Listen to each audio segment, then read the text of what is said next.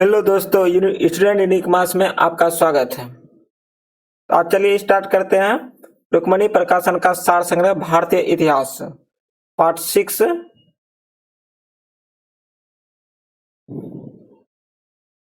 और चैनल को नए हैं तो चैनल को सब्सक्राइब जरूर कीजिएगा और वीडियो पसंद आए तो लाइक जरूर कीजिएगा। चोल मंदिर के प्रवेश द्वार को क्या कहा जाता है? गोपुरम। बलबन ने दीवाने ए अर्ज की स्थापना की थी। यह कौन सा विभाग था? कौन सा विभाग था? सैन्य विभाग था। किसने किया था? तो बलबन ने किया था। दीवाने अर्ज की स्थापना। दक्षिण में विजय प्राप्त करने वाला दिल्ली सल्तनत का प्रथम सुल्तान कौन था? अलाउद्दीन खिलजी था।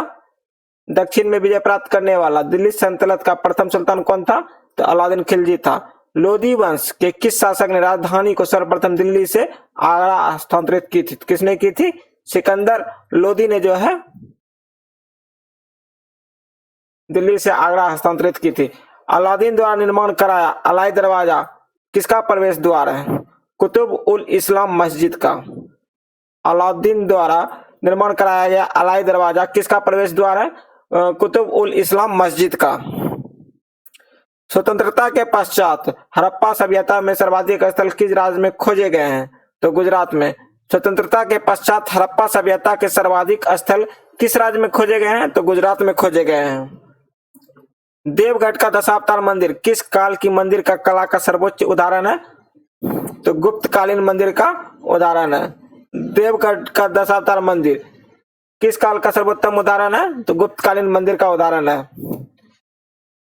सल्तनत काल का वह शासक कौन था जिसने भूमि की नाप जोख कराई तथा राज्य की समस्त भूमि को खालसा भूमि के अंतर्गत कर लिया? अलाउद्दीन खिलजी। सल्तनत काल का वह प्रथम शासक कौन था जिसे भूमि की नाप जोख कराई तथा समस्त भूमि को खालसा भूमि के अंतर्गत कर लिया? तो अलाउद्दीन खिलजी ने। ऐसे पहले भारतीय कौन थे जिन्हें अंग्रेज ने किसी प्रांत का गवर्नर बनाया था? सत्येंद्र प्रसाद सिंह। ऐसे पहले भारतीय कौन थे जिन्हें अंग्रेजों ने किसी प्रांत का गवर्नर बनाया था? सत्येंद्र प्रसाद सिंह। विजयनगर नरेश कृष्णदेव राय की रचना अमुक्त मालदया का वर्णन विषय क्या है? लोक प्रशासन एवं विदेश नीति। विजयनगर नरेश कृष्ण राय की रचना अमुक्त मालदा का वर्णन किस विषय का है? लोक प्रशासन एवं विद्वान नीति का। गोलकुंडा के मुस्लिम राज्य का उदय किस प्राचीन हिंदू साम्राज्य के अवशेष पर हुआ? वारंगल। सिविल सेवा में भर्ती के लिए खुली प्रतियोगिता का आयोजन किस वर्ष किया गया? तो 1853 ईस्वी में। सिविल सेवाओं के भर्ती का खुली प्रतियोगिता का आयोजन किस वर्ष किया गया? तो 1853 ईस्वी में। कृष्णदेव राय की अमुक्त मालदा ग्रंथ की रचना किस भाषा में की गई है? तेलुगु भाषा में की गई है। मोहम्मद शाह तृतीय के शासनकाल में बहमनी साम्राज्य की यात्रा करने वाला विदेशी यात्री था कौन था? एथेनियस निकेतीन। मोहम्मद शाह तृतीय के शासनकाल में बहमनी साम्राज्य का यात्रा करने वाला विदेशी यात्री था एथेनियस निकेतीन। किस पल्लव शासक के शासनकाल में हैंसोंग ने कांची की यात्रा की थी? नरसिंह वर्मन प्रथम। किस पल्लव शासक के शासनकाल में हैंसोंग ने कांची की यात्रा की थी? तो नरसिंह वर्मन प्रथम के शासनकाल में। बौद्ध संगीति का आयोजन किस प्रयोजन से किया गया? तो बुद्ध की शिक्षा का समाकलन और विवादों के निपटारे के लिए किया गया। बौद्ध संगीतियों का आयोजन किस प्रयोजन के लिए किया गया था? तो बुद्ध की शिक्षाओं के समाकलन तथा विवादों के निपटारे के लिए किया गया था। त्रिपिटक के अंग हैं। त्रिपिटक के अंग है विनय, सुत्त और अभिधम्म। त्रिपिटक के कौन कौन अंग है? विनय, सुत्त और अभिधम्म।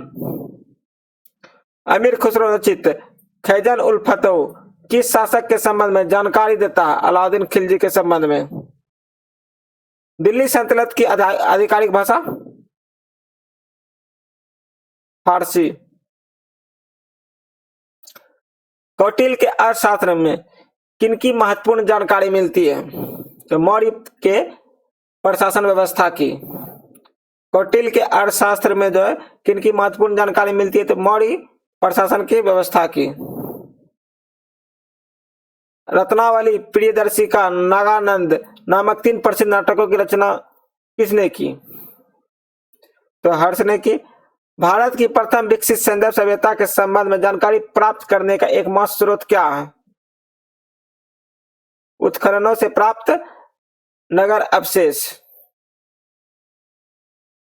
दिल्ली सल्तनत के किस सुल्तान ने सैनिकों को भू राजस्व के रूप में वेतन देने की प्रथा शुरू की? फिरोज शाह तुगलक ने।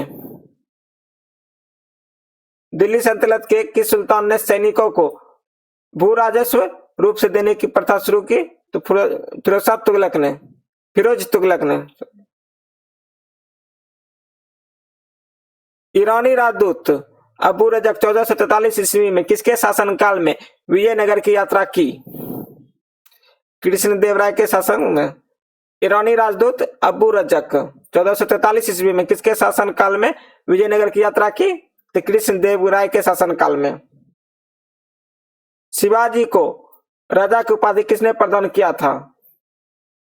तो औरंगजेब ने जो है 1668 ईस्वी में किया था। शिवाजी को राजा की उपाधि किसने प्रदान किया था? औरंगजेब ने 1668 ईस्वी में। किस शासक ने राजकीय अभिलेखों को खुदवाने की परंपरा शुरू कर भारतीय इतिहास को व्यवस्थित रूप से प्रदान करने में महत्वपूर्ण योगदान किया? किसने किया? मौर्य सम्राट अशोक ने। किस शासक ने राजकीय अभिलेखों को खुदवाने की परंपरा भारतीय इतिहास व्यवस्थित रूप से प्रदान करने की महत्वपूर्ण योगदान किया? मोहनजोदड़ो का सबसे महत्वपूर्ण स्थल कौन सा है? विशाल स्नानागार।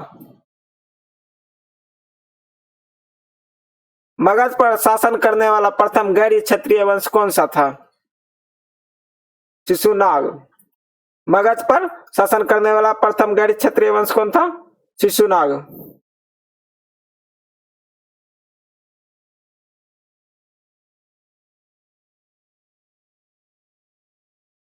किस ग्रंथ में चंद्रगुप्त को वृषल या कुलहीन कहा गया है? तो मुद्रा राक्षस में जो है कहा गया है।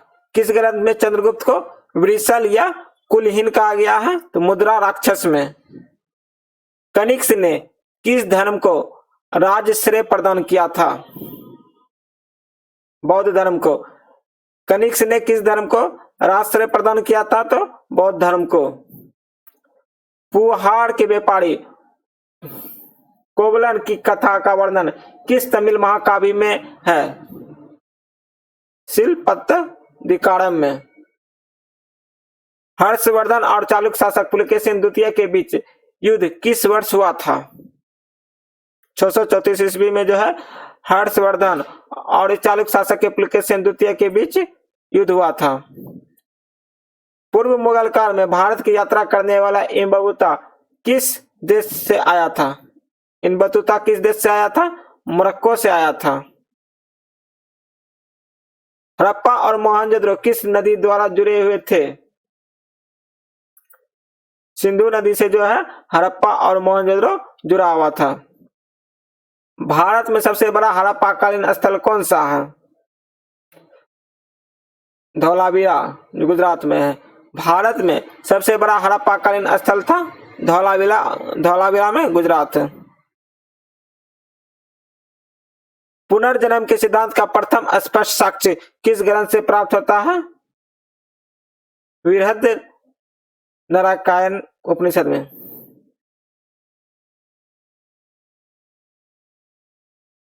गौतम बुद्ध का जन्म कपिलवस्तु के समीप लुम्बिनी वन में हुआ था।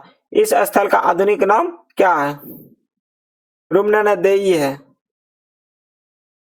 गौतम बुद्ध का जन्म कपिलवस्तु के समीप लुम्बिनी वन में हुआ था।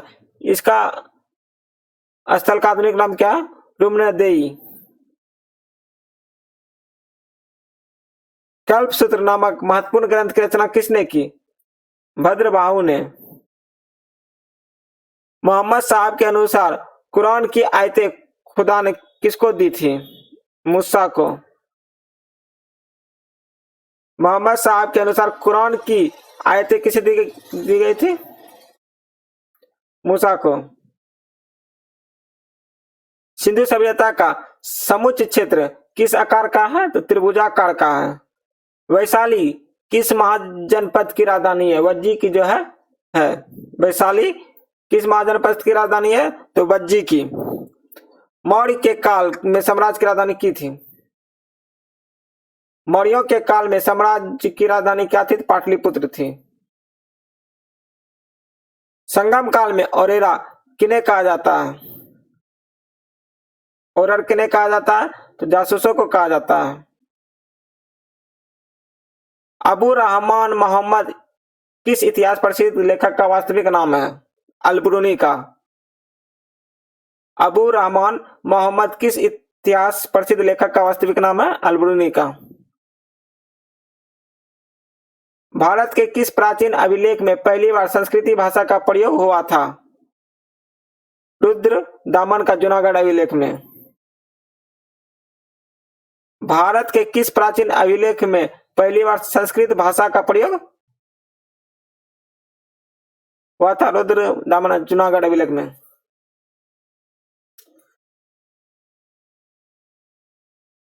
उत्तर हड़प्पा अवस्था काल में चिन्ह किन नगरों से प्राप्त होता है? रंगपुर और रोजादी से जो है चिन्ह प्राप्त होता है। किन सैद्धाव स्थलों से यज्ञ वादियां प्राप्त हुई है? लोथल एवं कालीबंगा से। ऋग्वेद में किस यज्ञ का वर्णन सर्वाधिक बार आया है? सोम यज्ञ का जो है सर्वाधिक बार आया है। ऋग्वेद में किस यज्ञ का वर्णन सर्वाधिक बार आया है? तो सोम यज्ञ का। किस स्थान पर महात्मा बुद्ध ने 5 सन्यासियों के साथ संघ की स्थापना की? सारनाथ।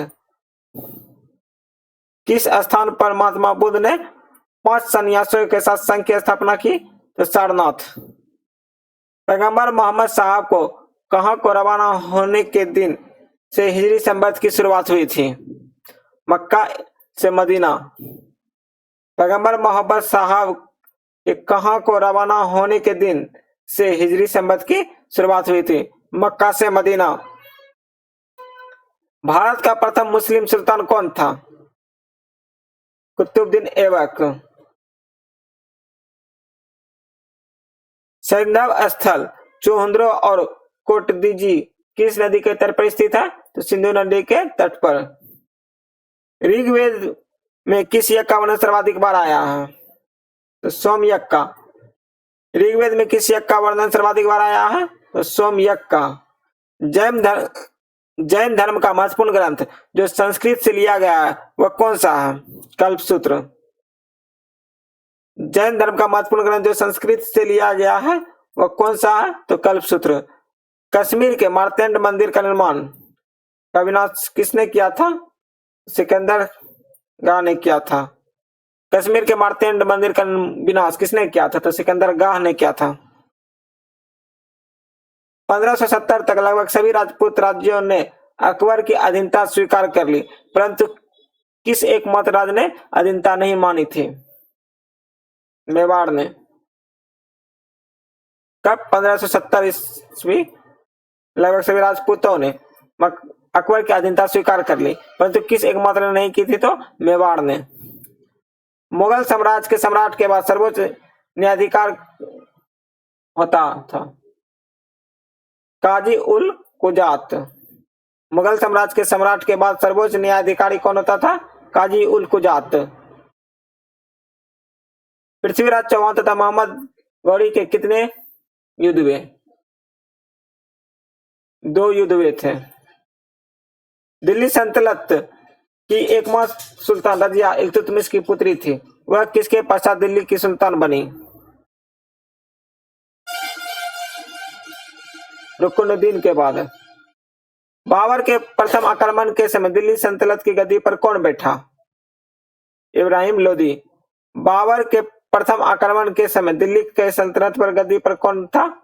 इब्राहिम लोदी था।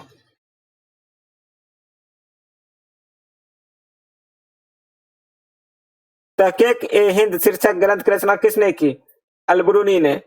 वैदिक साहित्य में अथर्ववेद को क्या कहा जाता है? ब्रह्मदेव। थैंक यू दोस्तों। वीडियो यदि पसंद आया हो तो लाइक जरूर करें, और सब नए जुड़े हैं तो चैनल को सब्सक्राइब जरूर करें। धन्यवाद।